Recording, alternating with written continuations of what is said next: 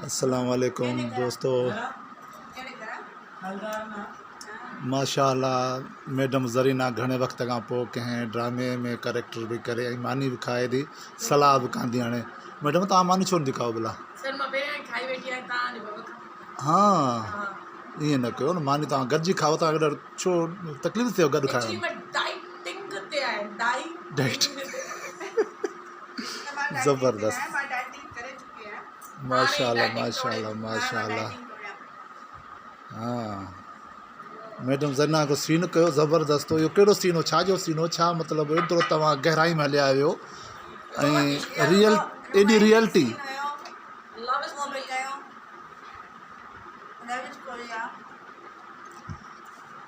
मूंखे दिलि ते ईअं टच पे थियो, इहो छो एॾी गहराई तव्हांजी हिन सीन में भला? मैडम तुम कर चो चो चो चो माना हाँ पोइ कचहरी कयूं था वधीक। ठीकु आहे, मां मैडम खे छॾियूं था, चारी खे बुख लॻी आहे, हाणे मानी खाई वठे, उन खां पोइ वधीक कचहरी कंदासीं। ठीकु आहे, ज़बरदस्त ज़बरदस्त। सिंध जा ई ड्रामा सीरियल सिंध टीवी जी उन जे सेट ते मौजूदु मैडम ज़रीना किरीअ जो मेन अहम किरदारु आहे सिंध जाई जो। सिंध जाई जो किरदारु अथई न? अच्छा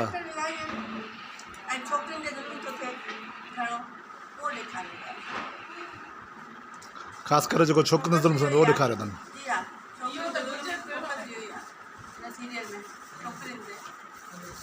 सही सही सही।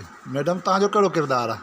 तव्हां जेको लवर आहे को हेॾे हिन आयो न, हेॾे निहारियो हेॾे निहारियो, इहो बैक साइड में ॾियो। अच्छा अच्छा, कंहिंखां इश्क विश्क ॾेखारियो अथनि या न? इहे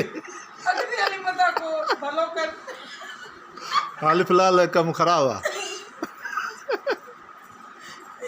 न न राइटर सां मां ॻाल्हायूं था, इनशाला शकूर डायर साहब खे तव्हां लाइ सीन लिखंदो।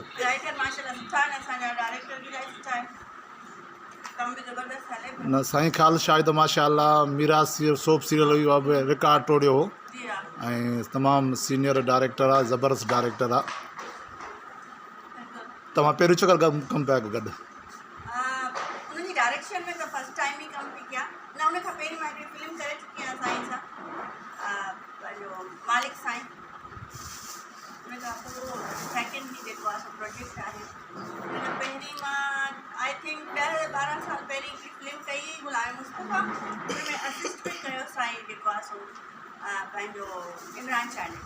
माशाअल्लाह माशाअल्लाह माशाअल्लाह।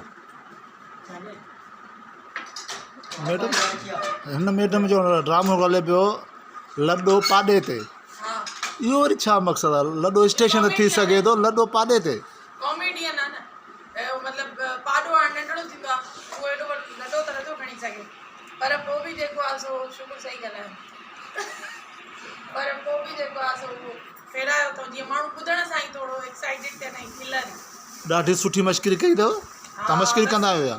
उन में मां वॾेरे खे पहिरियां त मारियो, वरी त जीअरो थी मोटी आहे, पोइ मां चयो मरण सां बि नथो वञे त पोइ बसि विकिणी छॾियोमांसि। कंहिंखे पाॾे खे? न पाॾो ई मुंहिंजो वॾेरो खे। अच्छा वॾेरो खे विकिणी छॾियो? ॾाड़ूअ खे पोइ मां अॻे पोइ विकिणी छॾियो, मां चयो तूं मरण जी शइ न आहे। अच्छा कुझु लाइण जी आहे। ज़बरदस्त।